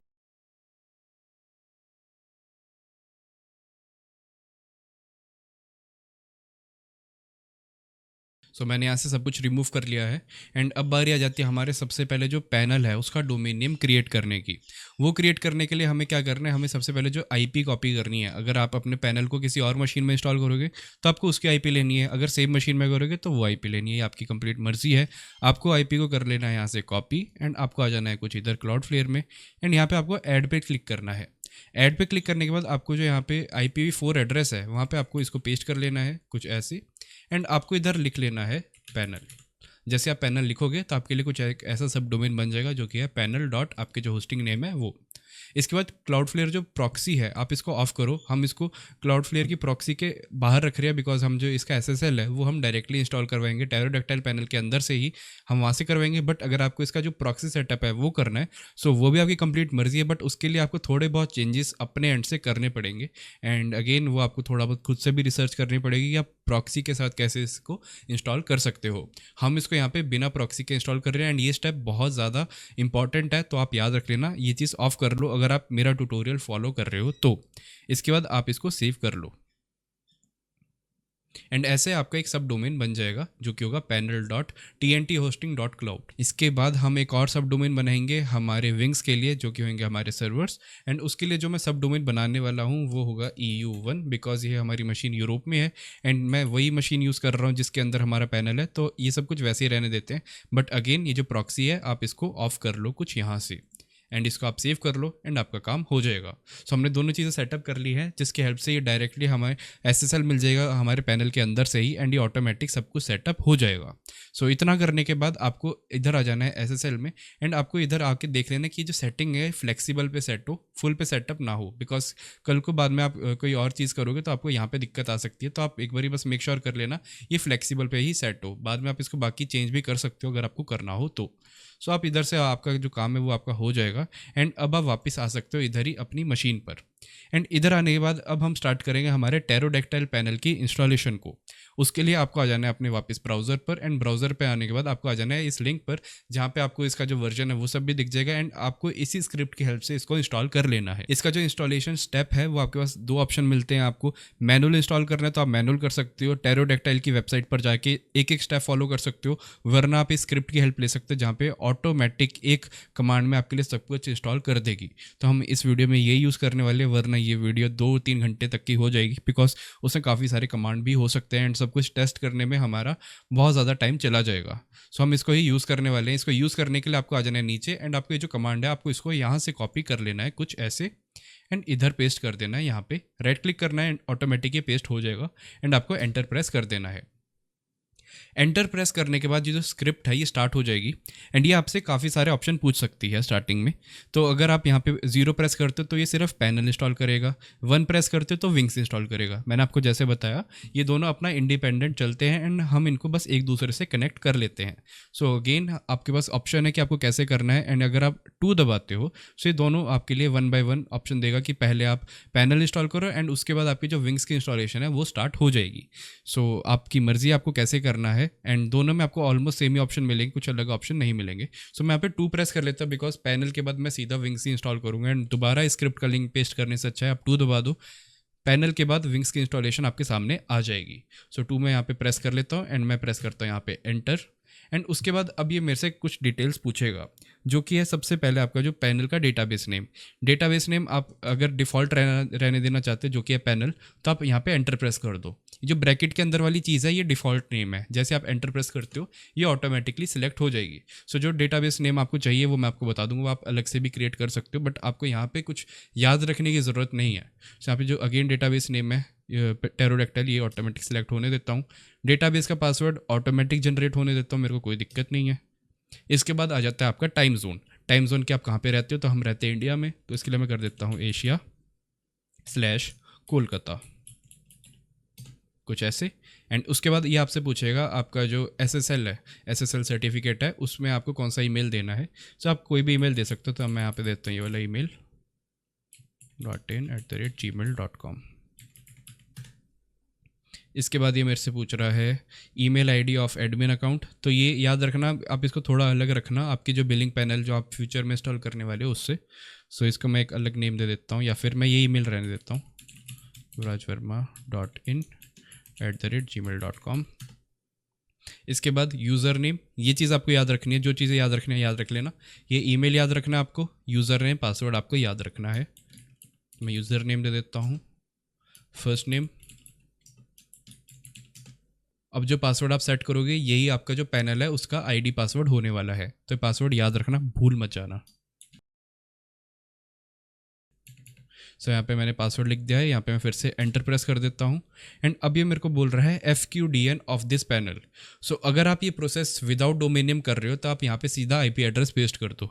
IP एड्रेस कौन सी? आपकी IP एड्रेस होगी ये वाली, आप इसको सीधा पेस्ट कर सकते हो। बट अगर आप ये प्रोसेस कर रहे हो डोमेन नेम के साथ, मतलब मेरे ट्यूटोरियल के हिसाब से, सो अब आपको यहाँ पे आपका जो पैनल का नेम है वो डालना है, जो हमने सब डोमेन अभी क्रिएट किया था एंड उसको हमने पॉइंट कर दिया था इस IP की तरफ, तो हमें वही डालना है जो कि ये होने वाला है panel.tnt-hosting.cloud। सो ये हो गया। इसके बाद ये मेरे को बोल रहा है कि ऑटोमेटिक फायरवॉल कॉन्फ़िगर करना है, तो मैं कर देता हूँ N नो। एंड इसके बाद ये मेरे को बोल रहा है HTTPS सेटअप करना है, मेरे को करना है yes Y। एंड Y करने के बाद ये थोड़ा सा आपको वेट करवाएगा एक आधे मिनट का, एंड उसके बाद ये बोल देगा ओके।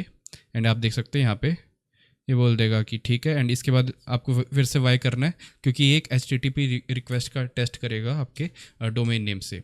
सो जैसे ही वेरीफाई हो जाए, यहाँ पे वेरीफाई अगर आ गया तो ही आप आगे बढ़ना, वरना आप आगे मत बढ़ना, आपकी DNS सेटिंग में आपने कोई गड़बड़ कर दी है। सो आप इस वीडियो को वापस पीछे लेके जा सकते हो एंड आप देख सकते हो कि आपने गड़बड़ कहाँ पे करी है। सो इतना होने के बाद आपको वापस आपकी सारी फाइनल डिटेल्स ये आपको यहाँ पे आने के बाद दिखा देगा। एंड अब आपको वाई प्रेस करना है, जिससे आपकी जो इंस्टॉलेशन है वो स्टार्ट हो जाएगी। एंड आपका यहाँ पे जो पैनल है, जो आपका गेम सर्वर पैनल है, जिसको हम बोलते हैं टेरोडेक्टाइल पैनल, वो यहाँ पे इंस्टॉल होने लग जाएगा।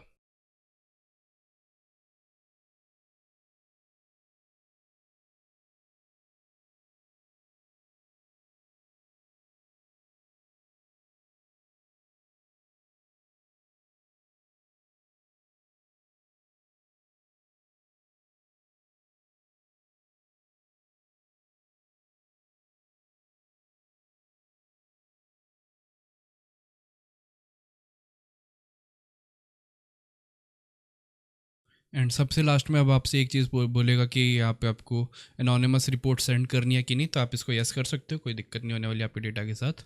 एंड अब ये फाइनल स्टेप है एंड ये आपका टेरोडेक्टाइल पैनल सेटअप हो जाएगा थोड़ी सी देर में ही।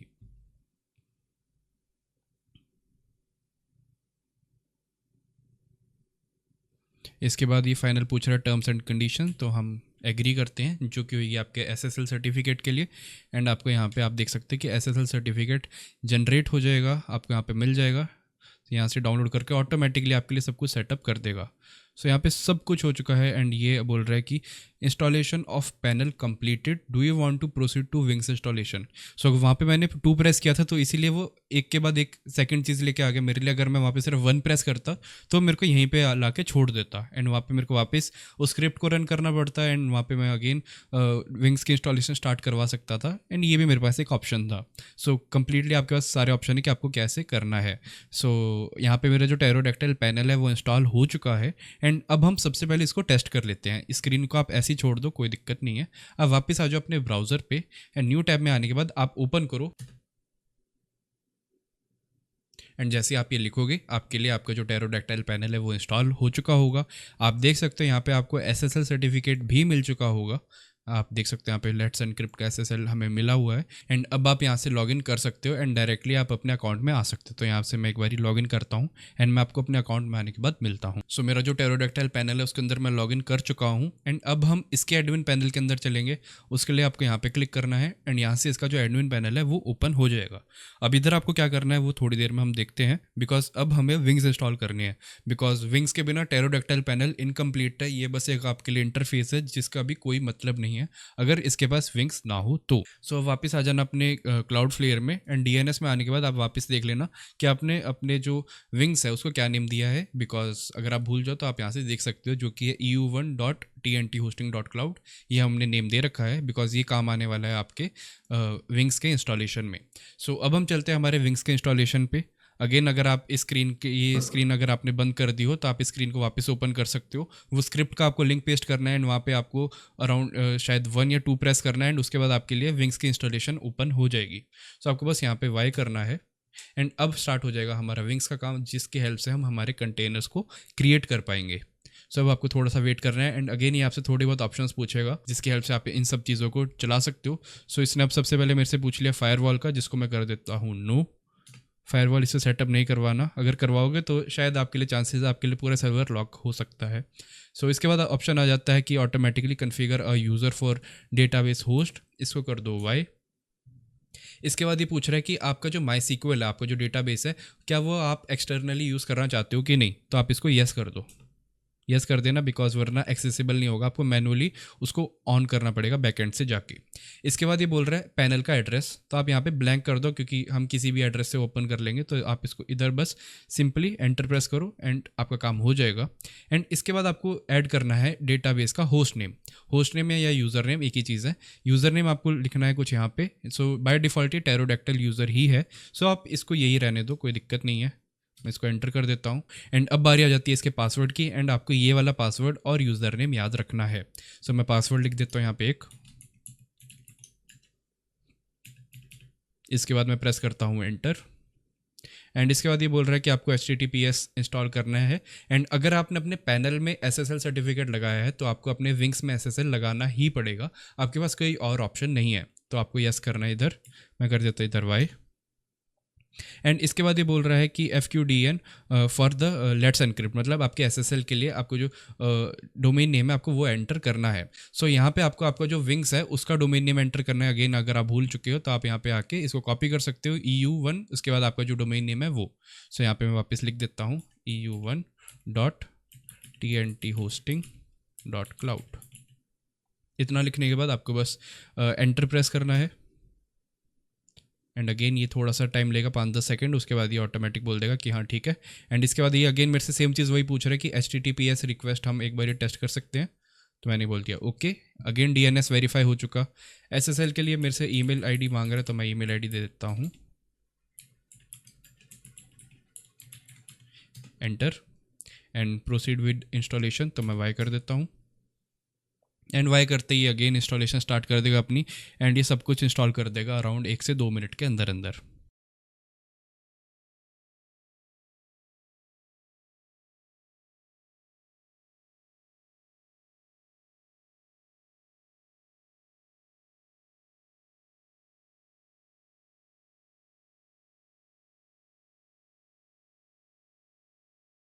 सो अगर आप इस स्क्रीन तक पहुंच चुके हो तो कॉन्ग्रेचुलेशन, आपने इंस्टॉल कर लिया अपना पैनल एज वेल एज आपने इंस्टॉल कर लिया है विंग्स। अब हमें इन दोनों को एक दूसरे से कनेक्ट करना है, बट हमने मेजर पार्ट कंप्लीट कर लिया हमारे इस वीडियो का, बिकॉज अगेन इन सब चीज़ों में आपको एरर आ सकती थी, बट अगर आपको नहीं आई तो बधाई हो। अगर एरर आई है तो आप मेरे डिस्कॉर्ड पे आके मेरे को बता सकते हैं कि आपको क्या क्या इशू आया है। सो वो सब हम सॉल्व कर लेंगे एंड उसके बाद अब हमारी बारी आ जाएगी इन चीज़ों को कनेक्ट करने की। सो कनेक्ट करने के लिए आपको आ जाना है वापस अपने टेरोडैक्टाइल पैनल पर, जो कि था कुछ यहाँ पे, एंड यहाँ पे आने के बाद आपको आ जाना है लोकेशन पे। स्टेप बाय स्टेप चलना है आपको। सबसे पहले आपको लोकेशन में आना है एंड लोकेशन में आने के बाद आपको एक लोकेशन क्रिएट करनी है। ये इसलिए है क्योंकि आपकी मल्टीपल लोकेशन हो सकती है, तो आपका जो मल्टीपल लोकेशन है उसका आप इसको टेरोडैक्टाइल को बता सकते हो कि मेरे इस लोकेशन पे 10 नोड्स हैं, उस लोकेशन पे 20 नोड है, ऐसे कर करके आप बता सकते हो। सो एक लोकेशन हम क्रिएट कर लेते हैं जो कि होगी यहाँ पे EU, यूरोप का एक शॉर्ट कोड है EU, तो हमारा EU शॉर्ट कोड है इधर का, इस लोकेशन का। एंड EU में आने के बाद आपको यहाँ पे एक लोकेशन क्रिएट हो जाएगी एंड इसके अंदर आप देख सकते हो कि एक नोड्स की लिस्ट आपको यहाँ पे दिखेगी। यहाँ पे अभी कोई भी नोड नहीं है, इसलिए यहाँ पे कोई भी मशीन नहीं है। इसके बाद हम यहाँ पे आ जाएंगे नोड्स पे। नोड्स होते हैं आपके वो कंटेनर जो आपने अभी विंग्स इंस्टॉल किया था, ये एक आपका कंप्लीट नोड होने वाला है। सो इधर आके आपको करना है create new, and create new में आने के बाद आपको सबसे पहले एक इधर नेम दे देना है इसको, एंड नेम देने के बाद आपको आ जाना है नीचे जहाँ पे आपको इधर एंटर करना है इसका FQDN होने वाला है आपका वही URL जो आपने अपने विंग्स के लिए इंस्टॉल किया था। बट अगेन अगर आप ये सब कुछ SSL के बिना कर रहे हो तो आप यहाँ पे उसका जो IP एड्रेस है वो भी पेस्ट कर सकते हो। सो यहाँ पे हम पेस्ट लिख देते हैं इसको EU1.tnthosting.cloud, ये हमने एंटर किया था वहाँ पे, एंड उसी को हम सेम यहाँ पे भी एंटर कर देंगे। सो यहाँ पे हमारा इतना काम हो चुका है। नॉट बिहाइंड प्रॉक्सी, बिकॉज हम क्लाउडफ्लेयर की प्रॉक्सी के बिहाइंड यहाँ पे कुछ नहीं कर रहे। अगर आप उसके साथ कर रहे हो तो आप यहाँ पे इस बटन को प्रेस कर सकते हो, बट इसकी कन्फिगरेशन आप देख लेना अगर आप इस चीज़ को कर रहे हो। सो इतना पार्ट, लेफ्ट वाला पार्ट हो गया हमारा। अब हमारा आ जाता है राइट वाला पार्ट, जहाँ पे हमें इस हार्डवेयर की स्पेसिफिकेशन एंटर कर देनी है। मतलब हम यहाँ पे कितनी मेमोरी यूज़ करने वाले हैं, डिस्क स्पेस यूज़ करने वाले हैं, हम क्या क्या यहाँ पे यूज़ करने वाले हैं। तो इसके लिए आप वापस आ जाओ एक बार अपने ज़ैप होस्टिंग पे, या फिर आपका कोई भी होस्टिंग प्रोवाइडर है वहाँ पे आ जाओ। एंड वहाँ पे आने के बाद आप याद रखना कि आपने क्या क्या स्पेसिफिकेशन ली है। अगर आप कभी भी गलती से भी भूल जाते हो तो आप यहाँ पे आ सकते हो। एंड इधर आने के बाद आप देख सकते हो कि आपने 4 कोर्स लिए थे एंड आपके पास यहाँ पे थी 8 GB RAM and 60 GB storage. आपको अगर इंक्रीज़ करना है तो आप यहाँ से आके इंक्रीज़ भी कर सकते हो। एंड ऊपर का जितना पैसा बनता है ये आपको बोल देगा कितने पैसे दो, एक रीस्टार्ट करो एंड आपका काम हो गया। आपके जो कोर्स है, रैम है, सब कुछ इंक्रीज़ हो जाएगी। वो भी आप कर सकते हो। स्केलेबिलिटी आपको इधर होस्टिंग्स में मिलती है। सो अगेन हमें वो सब नहीं करना, हमें बस यही नोट करना था। एंड ये नोट करने के बाद मैं इसको थोड़ा सा इधर खींच लेता हूँ। सो टोटल मेमोरी आपकी है रैम, तो हमारे पास जो रैम थी वो है 8 GB। 8 GB में हमारे पास यहाँ पे इसके अंदर पैनल भी इंस्टॉल है, तो हम इधर यूज़ करने वाले हैं अराउंड 7 GB के आसपास। 7 GB का मतलब हम यहाँ पे लिख देंगे 7000 MB। ओवर एलोकेशन, इसके ऊपर कितना एलोकेट कर सकते हो, मैं करूँगा 0, बिकॉज इसके ऊपर हमारे पास इतनी कैपेसिटी भी नहीं है, तो हम उसको नहीं करेंगे। इसके बाद आ जाती है आपकी डिस्क स्पेस। अगेन 5 GB में अगर आप इसके पैनल को भी दे दूँ तो उसके बाद हमारे पास बचती है 55 GB। सो मैं यहाँ पे लिख देता हूँ 55,000 MB। Over allocation 0। इतना करने के बाद आप इधर कर दो क्रिएट नोड। एंड जैसे ही क्रिएट हो जाएगा उसके बाद ये आपको बोलेगा कि इधर एक IP address and alias name ये सब दे दो। तो ये सब आपको कैसे देना है वो भी आपको मैं बता देता हूँ। आपको इधर आ जाना है बैक, एंड इधर आने के बाद आपको जो IP एड्रेस है इसको कॉपी कर लेना है एंड इसको आपके यहाँ पे IP एड्रेस में पेस्ट कर देना है। इतना काम होने के बाद आपको यहाँ पे एलियास में आपको अपना डोमेन नेम एंटर करना है जो आपने क्रिएट किया था इस मशीन के लिए, जो कि था eu1.tnthosting.cloud। अगेन मैंने यहाँ पे एंटर प्रेस कर दिया, आपको एंटर प्रेस नहीं करना। सो मैं यहाँ पे फिर से लिख देता हूँ eu1.tnthosting.cloud एंड ऊपर अगेन मैं भूल चुका था तो मेरे को यहाँ पे IP एड्रेस दोबारा पेस्ट करना है एंड हो गया। एंटर मत प्रेस करना अगेन, वरना आपके लिए ऐसे ही कुछ इशू हो जाएगा। इसके बाद बारी आ जाती है आपके पोर्ट्स की। सो पोर्ट्स ही असाइन करेंगे बिकॉज हमारे पास एक IP है। अब एक IP तो हम सबको देंगे तो अब हमारा काम नहीं चलेगा, तो IP के ऊपर हम सबको अलग अलग पोर्ट्स देंगे। सबके सर्वर के एक यूनिक पोर्ट होंगे, तो यहाँ पे हम अराउंड 100 पोर्ट्स बना लेंगे। 100 बहुत ज़्यादा है वैसे भी, आप 50 करना चाहो 20 करना चाहो ये आपकी कंप्लीट मर्जी है। सो उसके लिए हम एक रेंज दे देंगे। तो उसको रेंज देने के लिए आपको क्या करना है, यहाँ पे हम इसको करते हैं 5000 या फिर 50,000 से यहाँ पे आपको हाइफन देना है एंड उसके बाद मैं यहाँ पे लिख दूंगा अराउंड 50, अगेन एक 0 500 एंड उसके बाद मैं यहाँ पे 99 कर देता। तो मैं यहाँ पे 99 पोर्ट्स इसको असाइन कर रहा हूँ, तो 99 पोर्ट्स हमारे सर्वर को मिल जाएंगे। अगेन ये जो सारी सेटिंग हमने करी है ये सिर्फ इस विंग्स के लिए ही है। अगर आप कहीं और से कोई और विंग खरीदते हो, मतलब कोई और सर्वर खरीदते हो, तो उसके अंदर अगेन आप ये सब कुछ असाइन कर सकते हो। मतलब आपके पास अनलिमिटेड पोर्ट्स हैं, आप ये समझ के चलो, एंड अनलिमिटेड IP अगर आप खरीदते हो। सो आप यहाँ पे मल्टीपल IP भी दे सकते हो लोगों को, आपकी कंप्लीट मर्जी है, बट ये बेसिक सेटिंग है जो हमने यहाँ पे करी है। तो इधर मैं कर देता हूँ सबमिट एंड ये ऑटोमेटिक 99 यूनिक IPs बना देगा। यूनिक IP मतलब एक IP और पोर्ट यूनिकली बना देगा। सो इतना यहाँ पे हो चुका है, आप देख सकते हो 2 पेज इसने भर दिया मेरे। एंड इतना करने के बाद आपको आ जाना है फाइनली कॉन्फ़िगरेशन पे, बिकॉज अब हम कनेक्ट करने वाले हैं हमारे पैनल को हमारे विंग्स के साथ में। सो पैनल आपको यहाँ पे ऑटो डिप्लॉय का ऑप्शन देता है, तो आपको यहाँ पे क्लिक करना है जनरेट टोकन पे एंड इधर आने के बाद आपको इसको कॉपी कर लेना है, इस चीज़ को Ctrl+C एंड कॉपी करने के बाद आपको आ जाना है इधर वापस टर्मिनस में एंड आपका जहाँ पे भी विंग्स इंस्टॉल है आपको उधर आने के बाद इस चीज़ को सिंपली पेस्ट कर देना है। एंड पेस्ट करने के बाद आपको यहाँ पे दिखा देगा एक्सेप्टेड एंड एक्सेप्ट होने के बाद ये अपने आप कन्फिगर हो गया। इसके बाद आपको वापस अपने पैनल पे आना है, इसको ओके कर देना है एंड आपको यहाँ पे नोट्स में आ जाना है। एंड यहाँ पे आपको एक हार्ट बीट दिखेगी, अभी यहाँ पे लोड हो रही है। सो अगर ये रेड है इसका मतलब वो कनेक्ट नहीं है। कनेक्ट नहीं है मतलब आपका शायद विंग्स बंद है या फिर आपने कुछ मिस कॉन्फ़िगरेशन कर दी है। बट हमारे केस में हमने अभी तक अपने विंग्स को स्टार्ट नहीं किया है, तो घबराना मत अगर ये रेड है अभी। सो अभी आप वापस आ सकते हो इधर एंड इसको स्टार्ट कर सकते हो। अपने विंग स्टार्ट करने के लिए आपको यहाँ पे एक कमांड दिख जाएगा जो कि है systemctl start wings। जब भी आपके विंग्स बंद हो जाए आपको बस ये कमांड यूज़ करना है एंड आपके जो विंग्स हैं वो स्टार्ट हो जाएंगे। एंड अब आप यहाँ पे अगर रिफ्रेश करोगे तो आप देख सकते हो कि ऑटोमेटिक कनेक्ट हो जाएंगे। मैं एक बार रिफ्रेश करके दिखा देता हूँ आपको, तो आप देख सकते हो कि ये कनेक्ट हो चुके हैं एंड ये सब कुछ कनेक्शन बन चुका है इस सब के बीच में। एंड कॉन्ग्रेचुलेशन, आपने सब कुछ कर लिया है एंड अब आप अपने सर्वर डायरेक्टली यहीं से क्रिएट कर सकते हो। सो अभी के अभी मैं आपको एक माइनक्राफ्ट का सर्वर भी कनेक्ट करके दिखाऊंगा, बट उससे पहले हम देखते हैं कि सर्वर बनते कैसे हैं, मतलब इसको पता कैसे चलेगा कि माइनक्राफ्ट के अंदर करना क्या है। सो अब हम वो देख लेते हैं, एज वेल एज आप कैसे काफ़ी सारे टाइप्स के सर्वर ऐड कर सकते हो इसके अंदर, हम वो भी देख लेते हैं। सो उसके लिए आपको आ जाना है यहाँ पे सर्विस मैनेजमेंट में एंड आपको आ जाना है इधर नेस्ट में। नेस्ट के अंदर ये कैटेगरीज है, मतलब माइनक्राफ्ट की कैटेगरी इसने पहले से बना के रखी हुई है। इसके अंदर अगर आप क्लिक करोगे तो आपको यहाँ पे बता देगा कि इसके अंदर क्या क्या टेम्पलेट्स अभी अवेलेबल है, जो कि है पेपर है, बंजी कॉर्ड है, फॉर्ज है, वनीला है, ये सब है। बट अगेन अगर आपको कोई ऐड करना हो तो वो आप कैसे करोगे, एंड आपको ये एग्स मिलेंगे कहाँ से? इनको हम बेसिकली एग्स बोलते हैं एंड एग्स आपको मिल सकते हैं एक गिटहब रेपोजिटरी से। सो मैं आपको एक बार वहाँ पे लेके चलता हूँ।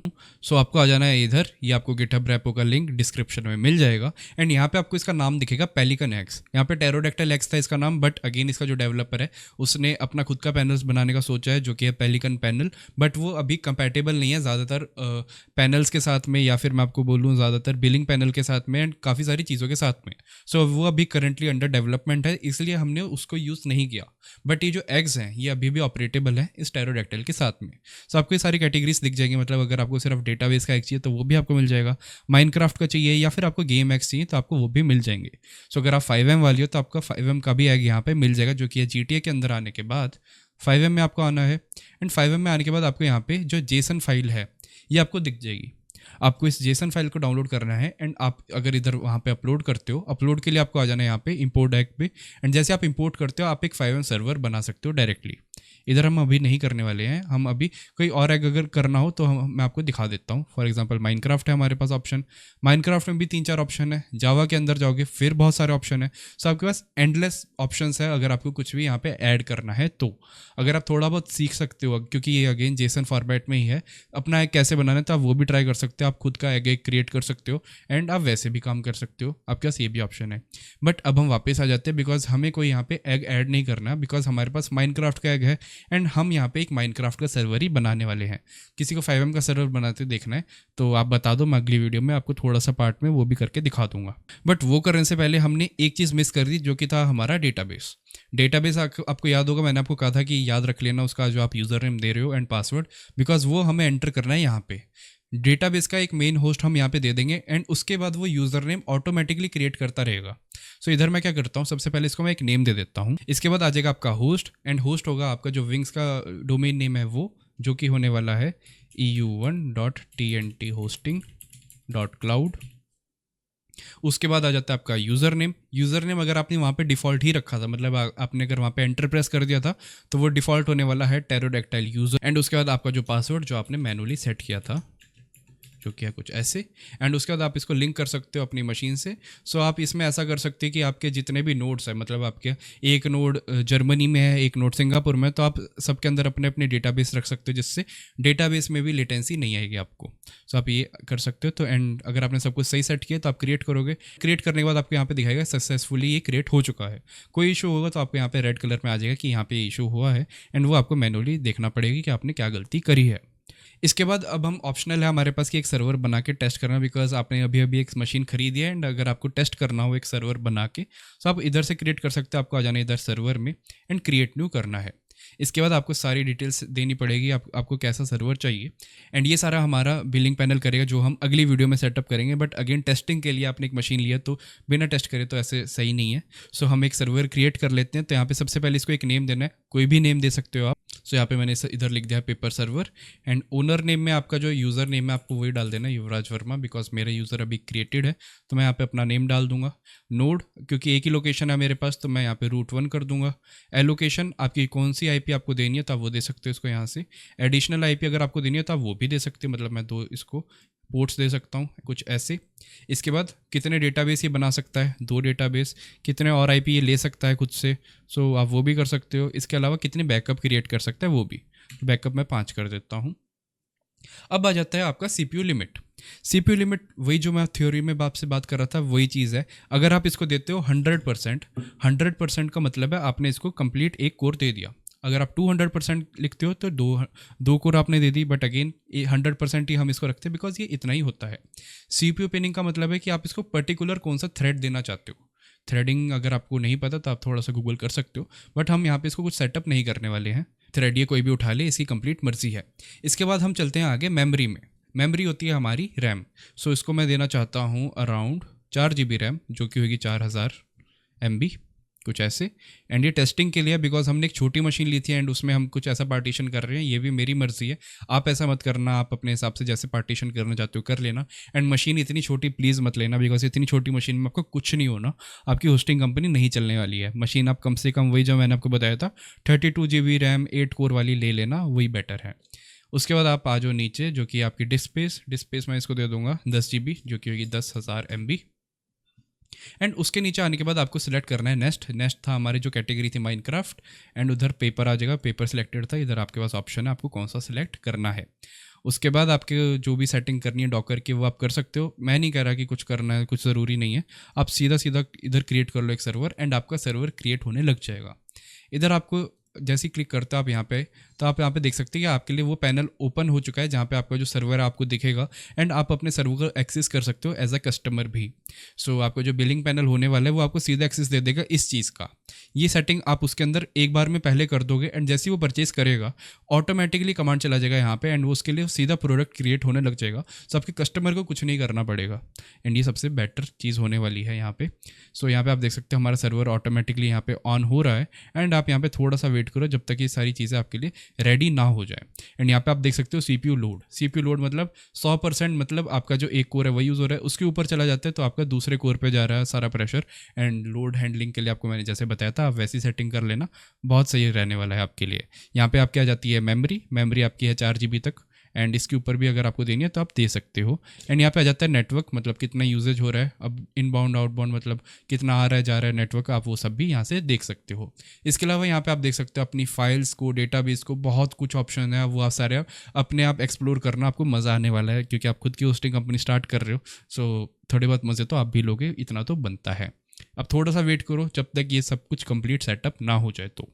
सो यहाँ पे अभी ये सर्वर स्टार्ट नहीं हो रहा था बिकॉज यहाँ पे मैंने इसको 100% दे रखा था, एंड इसको स्टार्टिंग के लिए उससे भी ऊपर चाहिए था, एंड ये ऑटोमेटिकली उससे ऊपर रिसोर्स लोड ले नहीं रहा था। तो मैंने क्या किया, मैं यहाँ पे गया सेटिंग में, एंड CPU लिमिट मैंने थोड़ी सी यहाँ से इंक्रीज़ कर दी 300%। सो अगेन अब मैं आपको ये नहीं रिकमेंड करूँगी आप इसको 100 करो, आप इसको 200 तक कर सकते हो। 200 नॉर्मल है बिकॉज 200 के ऊपर ये मेरे सामने नहीं गया। सो आप इसको 2 कोर दे सकते हो, वरना थोड़ी बहुत सेटिंग आपको और देखनी पड़ेगी इसके अंदर, एंड वहाँ से आप इसको कम्प्लीटली सेटअप कर सकते हो। 200 मेरे हिसाब से परफेक्ट है। CPU लोड उसके ऊपर तो ये नहीं लेगा। सो 200 या 300 करते ही इसने मेरा सर्वर स्टार्ट कर दिया यहाँ पे, एंड आप इसको यहाँ पे देख सकते हो। एंड जैसे ही स्टार्ट हो जाएगा मैं आपको बता देता हूँ। एंड यहाँ पे जैसे ही स्टार्ट हो गया तो आप देख सकते हैं यहाँ पे स्टार्ट हो चुका है सर्वर, एंड मैं अब अपने सर्वर से कनेक्ट कर सकता हूँ।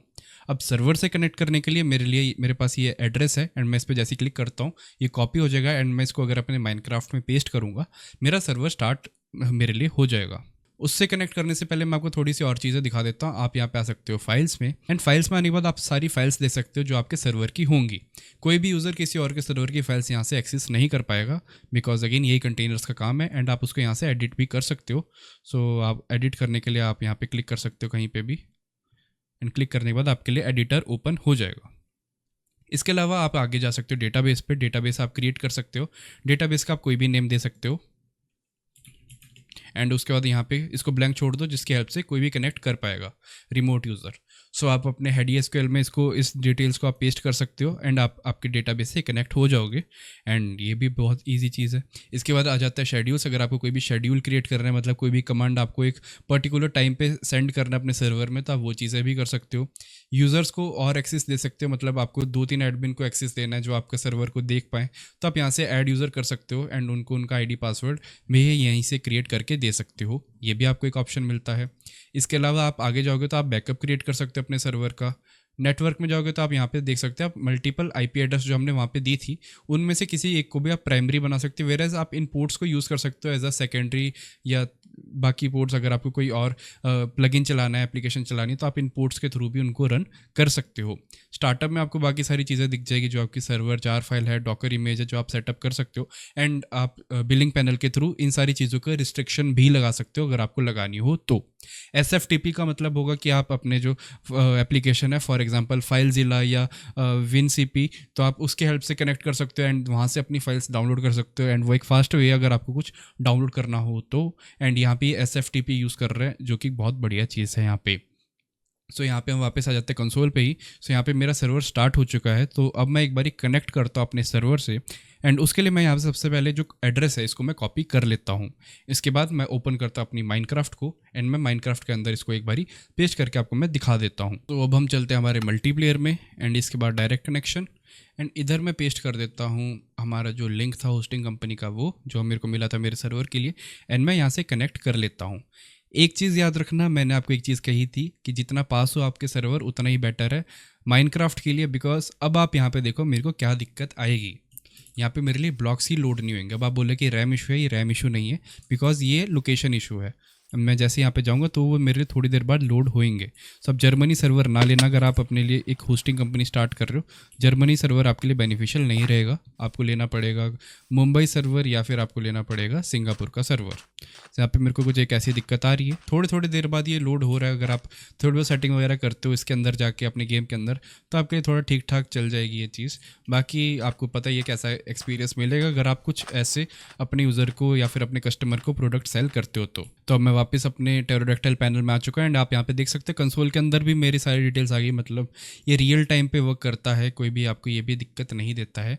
एंड अब आप देख सकते हैं कि आइडल यूजेज हमारे सर्वर की कम ही रहने वाली है। स्टार्टिंग में हमारी जो यूजेज है वो 300 पहुँच गई, इसलिए हमारा सर्वर स्टार्ट ही नहीं हो पा रहा था। सो आपको उसके लिए लोड वाली चीज़ को थोड़ा अच्छे से क्लोजली देखना पड़ेगा कि आपको कितना लोड यहाँ पे सेटअप करना है। बाकी मेमोरी यूजेज एकदम बढ़िया से वर्क कर रही थी, डिस्क यूजेज, बाकी सारी किसी चीज़ का हमें इशू नहीं आया। हमें सिर्फ इशू है वो CPU का था। तो आप मेरे हिसाब से 200% अगर रखते हो तो वो इनफ होने वाला सर्वर के लिए। एंड अगर आप इसको 200 रखोगे तो उससे आपका सर्वर प्राइस है वो थोड़ा सा इंक्रीज हो जाएगा आपके कस्टमर्स के लिए भी एंड आपके लिए भी। सो यही था दोस्तों आज की इस वीडियो में। आई होप आपको सब कुछ समझ आ चुका होगा।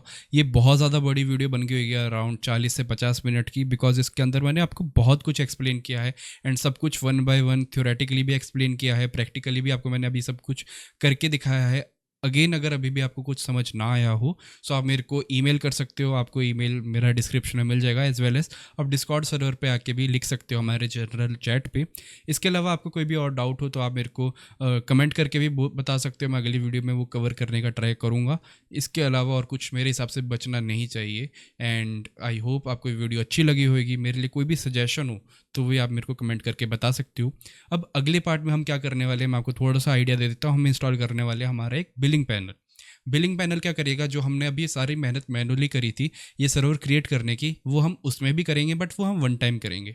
उसके बाद क्या है, कस्टमर सीधा उस बिलिंग पैनल से आपका प्रोडक्ट बाय करेगा एंड आपको एक पर्टिकुलर स्पेसिफिकेशन का सर्वर मिल जाएगा। मतलब जो यहाँ पे था अराउंड 4 GB रैम का server automatically pterodactyl panel setup करके दे देगा। सो ये सारा हमारा बिलिंग पैनल करने वाला है, एज वेल एज जो पेमेंट का काम वो करता ही है, यूज़र मैनेजमेंट का काम वो करता है, वो सारा वो देख लेगा। सो अगली वीडियो अगेन 3 से 4 दिन बाद आएगी, बिकॉज मेरे को यहाँ पे थोड़ी बहुत थ्योरेटिकल मेहनत भी करनी पड़ती है, मेरे को खुद नोट्स बनाने पड़ते हैं थोड़े बहुत, एंड उसी के बाद ही मैं आपके लिए वीडियो लेके आता हूँ। आई होप ये वीडियो आपको अच्छी लगी होगी। मैं मिलता हूँ आपसे अगली वीडियो में, तब तक के लिए गुड बाय।